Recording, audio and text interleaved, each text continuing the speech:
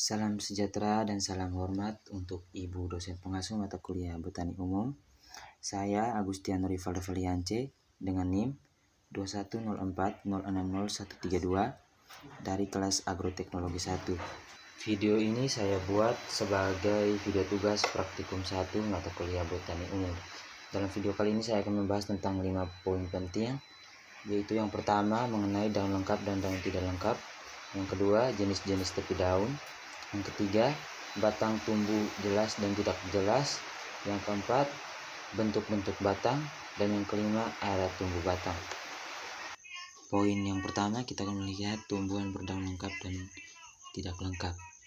Tumbuhan dikatakan berdaun lengkap jika memiliki vagina atau pelepah daun, petiolus atau tangkai daun, dan lamina atau helai daun. Contoh tumbuhan yang memiliki daun lengkap yaitu seperti pohon kelapa dan pohon pinang. Keduanya dikatakan lengkap karena memiliki pelepah daun, tangkai daun, dan juga helai daun. Tumbuhan dikatakan tidak lengkap apabila tidak mempunyai salah satu atau kedua bagian tersebut. Contohnya seperti tumbuhan yang tidak memiliki tangkai daun, ataupun tumbuhan yang tidak memiliki tangkai daun dan juga pelepah daun. Contohnya seperti tumbuhan mangga, di mana mangga ini hanya memiliki tangkai dan juga daun, tapi tidak memiliki pelepah. Berikutnya seperti tanaman serai, di mana tanaman serai ini hanya memiliki helai daun, tetapi tidak memiliki tangkai dan juga pelepah. Poin yang kedua kita akan membahas tentang jenis-jenis tepi daun. Secara garis besar, tepi daun dibedakan menjadi dua, yaitu rata atau bisa disebut dengan integer, dan yang kedua yaitu bertore atau disebut dengan diffusus. Untuk tepi daun yang rata atau integer bisa kita lihat pada contoh tanaman mangga, di mana tanaman mangga ini memiliki tepi daun yang rata. Jenis tepi daun yang berikutnya yaitu bertore, di mana jenis tepi daun bertore ini terbagi lagi menjadi dua, yaitu tore merdeka dan tore tidak merdeka. Jenis tepi daun bertore merdeka seperti beringgit yang memiliki sinus tajam dan angulusnya tumpul. Contohnya seperti pada tanaman cocor bebek. Yang kedua berombak, di mana jika sinus dan angulus sama-sama tumpul.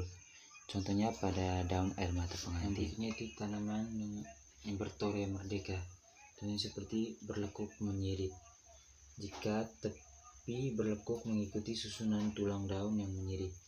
Contohnya pada daun terong. Contoh berikutnya itu bercangap menyirip, jika tepi bercangap sedangkan daunnya mempunyai susunan tulang menyirip. Contohnya pada daun sukun. Contoh berikutnya yaitu berbagi menjari, jika tepi berbagi dan susunan tulang daun menjari. Contohnya pada daun ketela pohon. Kita masuk ke poin yang ketiga, yaitu batang tumbuh jelas dan batang tumbuh tidak jelas. Kita lihat yang pertama yaitu tumbuhan yang berbatang jelas, di mana tumbuhan dalam kelompok ini sangat jelas memperlihatkan batangnya. Batang ini mempunyai sifat-sifat antara lain yang pertama yaitu basah, di mana jenis tumbuhan yang berbatang basah contohnya seperti tanaman bayam. Yang kedua yaitu tumbuhan dengan batang berkayu. Contoh tumbuhan yang berbatang kayu seperti cengkeh, mangga, dan juga lainnya. Yang kedua yaitu tumbuhan dengan jenis batang rumput, di mana tumbuhan ini memiliki batang yang kecil dan berongga. Contoh tumbuhan dengan batang berumput seperti pada tanaman padi. Yang berikutnya yaitu tumbuhan dengan batang tidak jelas. Sebenarnya tidak ada tumbuhan yang tidak berbatang, hanya tampaknya saja yang tidak ada. Hal ini disebabkan karena batang amat pendek, sehingga semua daunnya seakan-akan keluar dari bagian atas akarnya dan tersusun rapat satu sama lain, yang disebut rosula. Contoh tumbuhan dengan batang tidak jelas seperti wortel, kubis, dan yang lainnya. Poin yang keempat yaitu tentang bentuk-bentuk batang, dimana bentuk-bentuk batang ini terbagi menjadi dua, yaitu yang pertama bentuk batang menurut bentuk penampangnya. Yang pertama itu bentuk batang yang bulat, misalnya pada tanaman bambu dan kelapa. Seperti pada gambar bisa kita lihat bahwa pada pohon kelapa ini memiliki batang yang bulat.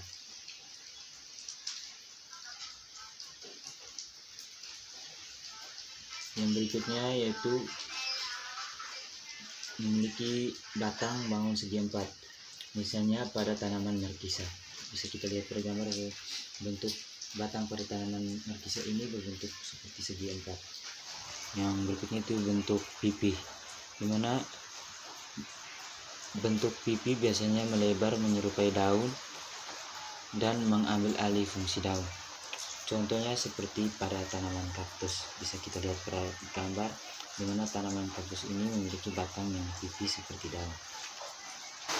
Yang berikutnya lihat batang menurut permukaannya. Ini terbagi menjadi beberapa. Yang pertama yaitu memiliki batang licin, misalnya pada tanaman jagung. Untuk berikutnya batang bersayap, biasanya pada batang berbentuk persegi tetapi sudut-sudutnya terdapat pelebaran tipis. Berikutnya yaitu batang berduri, contohnya pada tanaman mawar. Bisa kita lihat pada gambar di mana tanaman mawar ini memiliki batang yang berduri. Kita masuk ke poin yang kelima yaitu arah tumbuh batang. Arah tumbuh batang pada tumbuhan pada umumnya yaitu mengikuti cahaya matahari. Tetapi arah tumbuh batang tanaman juga memiliki variasi, yaitu tegak lurus. Jika arah tumbuhnya lurus ke atas, misalnya pada pepaya, bisa kita lihat pada gambar. Yang berikutnya yaitu menggantung. Dengan jenis tumbuhan ini contohnya seperti tumbuhan yang hidup di atas pohon, seperti tanaman anggrek. Yang berikutnya itu berbaring. Jika batang terletak pada permukaan tanah, hanya ujung batang saja yang sedikit membungkuk ke atas, misalnya pada semangka. Yang berikutnya itu membungkuk. Jika batang tumbuh tegak lurus ke atas tetapi ujung batang membengkok kembali ke bawah, misalnya pada bunga matahari. Bisa kita lihat pada gambar di mana bunga matahari membungkuk ke bawah dikarenakan kembang dari bunga matahari itu yang sudah berat sehingga bunganya membungkuk kembali ke bawah. Sekian dari video pembahasan saya kali ini. Apabila ada kesalahan mohon dimaafkan. Sekian dan terima kasih.